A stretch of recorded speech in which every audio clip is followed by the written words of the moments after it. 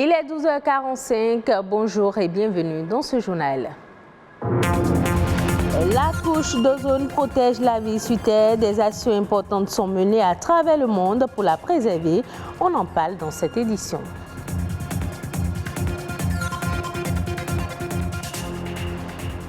Que ferions-nous sans eux à une époque où tout fonctionne avec des machines, où les entreprises n'existent pas sans Internet? Eux, ce sont les programmeurs et développeurs. On s'intéresse à ces professionnels du monde d'éthique.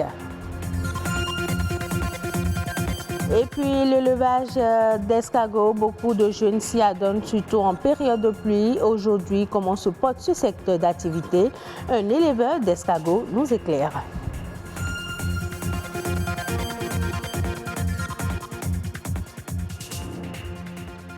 On démarre cette édition par la journée mondiale du nettoyage. Ce 18 septembre est dédié à cette cause. La journée mondiale du nettoyage est encore appelée World Cleanup Day. Malgré un nom très anglo-saxon, l'origine de cette journée est estonienne. La journée mondiale du nettoyage a été lancée en septembre 2018 dans 150 pays dans le monde. Pour cette édition, les organisateurs espèrent une participation encore plus massive. Les pays se sont engagés par l'intermédiaire du protocole de Montréal à débarrasser le monde des substances qui menacent la couche d'ozone. Quelle est l'importance de la couche d'ozone et pourquoi la protéger? La réponse dans ce reportage de Amandine Animboso. La couche d'ozone protège la Terre des rayons ultraviolets du soleil. Sans elle, il n'y aurait ni plantes, ni animaux, ni êtres humains. C'est cette enveloppe qui nous protège. Et lorsque nous détruisons la couche d'ozone, c'est que les rayons ultraviolets sont beaucoup plus abondants au niveau de l'atmosphère. Et ces rayons agissent sur certaines molécules qui sont déjà des gaz à effet de serre. Et par conséquent, ça réchauffe la planète. Mais ce bouclier naturel est souvent attaqué. Sa dégradation est principalement provoquée par certains gaz. Il y a des réfrigérants qui ont des impacts sur la couche d'ozone, il y a d'autres qui n'en ont pas. Et quand nous prenons par exemple la famille des chlorofluorocarbones, ces réfrigérants contiennent l'atome du chlore. Et l'atome du chlore a un impact sur la couche d'ozone. Et l'atome de chlore, ça casse la molécule de O3 et par conséquent, il y a un trou qui se forme. Grâce aux efforts concertés déployés à l'échelle mondiale, la couche d'ozone est en voie de guérison. Le trou constaté dans la couche d'ozone dans les années 70 se referme progressivement. Et à ce jour, nous avons vu que les actions ont donné leurs fruits, mais la veille permanente doit être gardée pour qu'on ne retourne pas dans la situation initiale. Le Bénin joue également sa partition. Plusieurs actions sont menées dans ce sens. Le Bénin, ayant ratifié ces accords, respecte cet engagement pris, respecte ces différents calendriers d'élimination de ces substances qui approvissent la couche d'ozone. C'est de faire des formations pour les artisans, les ingénieurs frigoristes qui manipulent ces fluides frigorigènes. C'est de faire de renforcement de capacité aux douaniers qui gardent nos frontières parce que ces fluides frigorigènes sont importés. Les gaz qui sont en cours d'élimination, nous leur donnons un quota d'importation. Le quota d'importation est lié au calendrier que nous avons établi. Et toutes ces actions permettent au Bénin de respecter l'engagement pris, permettent au Bénin de contribuer à la protection de la couche d'ozone. Les gaz qui sont prohibés, point. Ils doivent déjà signaler le gaz qu'ils vont importer et c'est noté. Et quand ça arrive, le ministère de l'Environnement peut faire éruption dans votre boutique et contrôler le gaz que vous avez. Donc je crois qu'ils ne peuvent pas feinter. S'ils le feintent et on découvre, on peut leur retirer l'agrément. La couche d'ozone donne des signes d'amélioration, mais il reste beaucoup à faire pour garantir la poursuite de sa reconstitution. On change de registre pour parler cette fois de la journée mondiale du logiciel libre. Les informaticiens l'appellent la SFD, ce qui veut dire en réalité Software Freedom Day. Elle est célébrée dans de nombreux pays répartis sur toute la planète.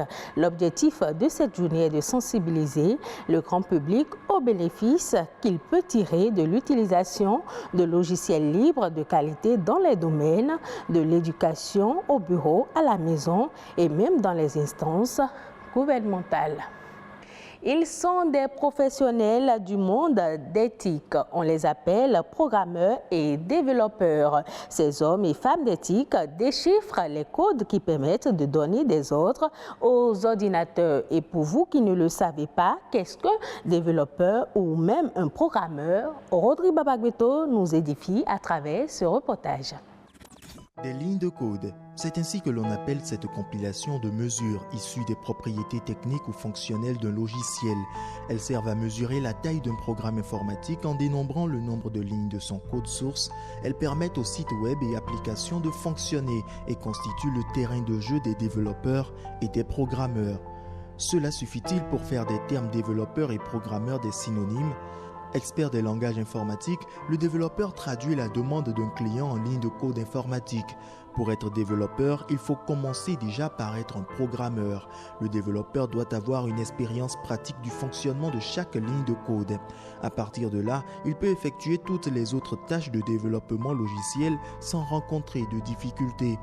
Au nombre des tâches auxquelles participent les développeurs de logiciels se retrouvent la conception de logiciels, la recherche, la spécification du système et de la documentation, le test du système, l'entretien et la mise en place du système.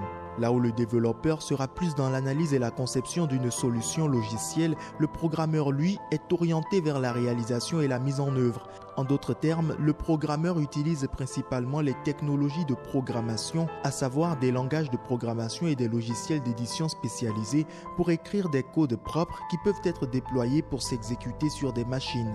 Les programmeurs convertissent les conceptions et les idées en un ensemble d'instructions pouvant être exécutées par un ordinateur. Il existe deux principaux types de programmeurs que sont les programmeurs système qui écrivent des programmes pour faire fonctionner des systèmes informatiques. Ils peuvent coder un système d'exploitation ou une base de données. Les programmeurs d'application, quant à eux, écrivent des programmes pour effectuer des tâches spécifiques. Il est important de comprendre qu'aucun de ces deux titres d'emploi n'est supérieur à un autre. Un programmeur n'est pas plus lucratif qu'un développeur. Aucun développeur n'est plus souhaitable qu'un programmeur. Ce sont juste des dimensions différentes qui tombent dans le même domaine.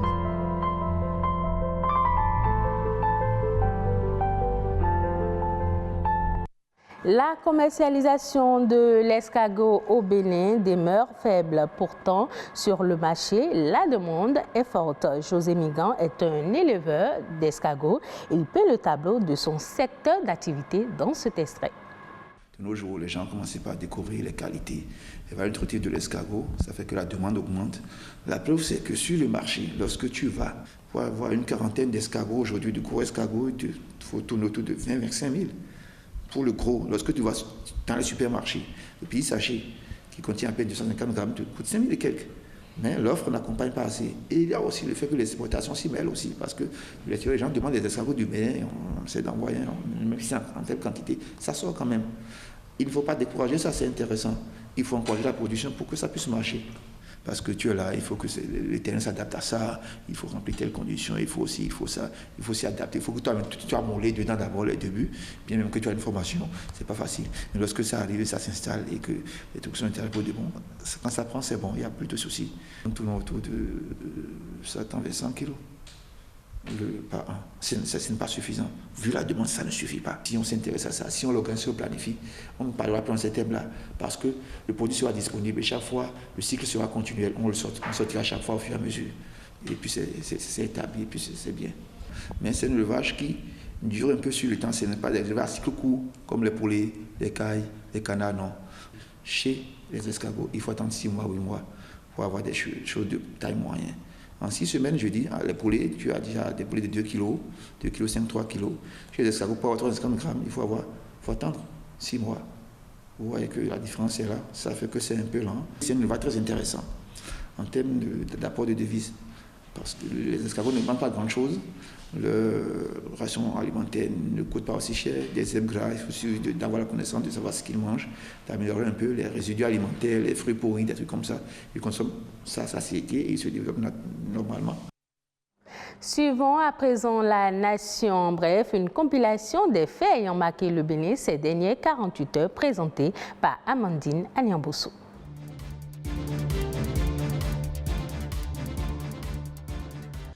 Le Bénin bénéficie d'un financement chinois pour un vaste projet de développement de l'Internet.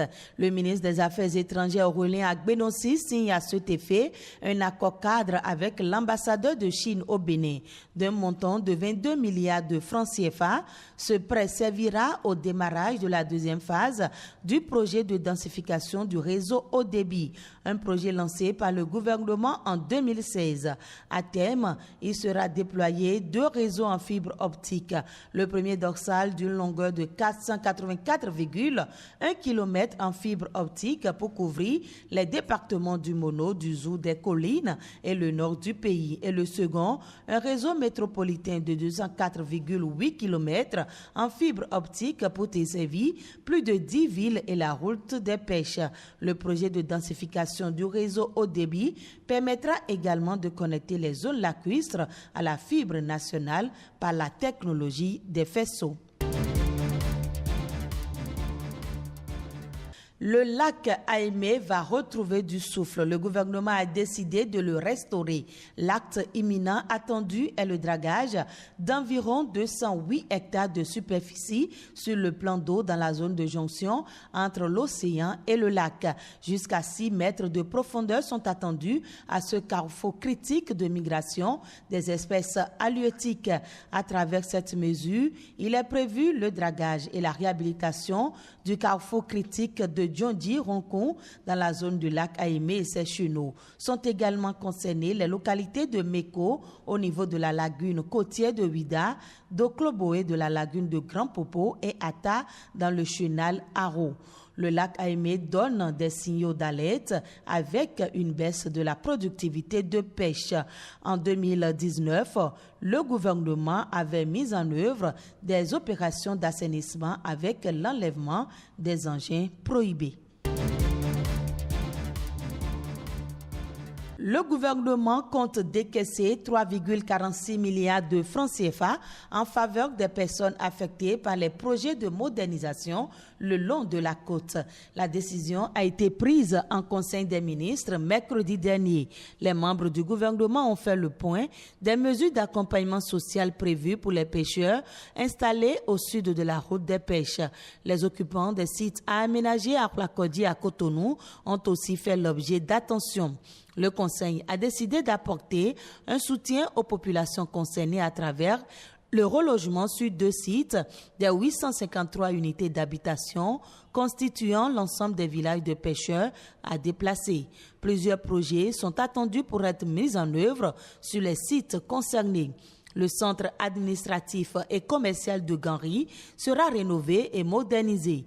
Les 3,46 milliards de francs CFA décaissés, les mesures mises en œuvre, le relogement pourra démarrer.